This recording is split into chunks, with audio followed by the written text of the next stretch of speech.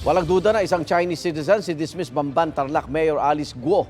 Ayon sa Manila Regional Trial Court Branch 34, kinatigan ng korte ang co-warrant of petition ng Officer of the Solicitor General matapos mapatunayang si Alice Guo at ang Chinese citizen na si Guo Waping ay iisang tao lang. Pinawalang bisa ng korte ang proklamasyon at termino ni Guo bilang Bamban Mayor dahil sa simula pa lang disqualified na siyang tumakbo. Sabi rin ng korte, bigo ang kampo ni Guo na magpakita ng ebidensyang magpapatunay na may karapatan siyang maupo bilang Bamban Mayor.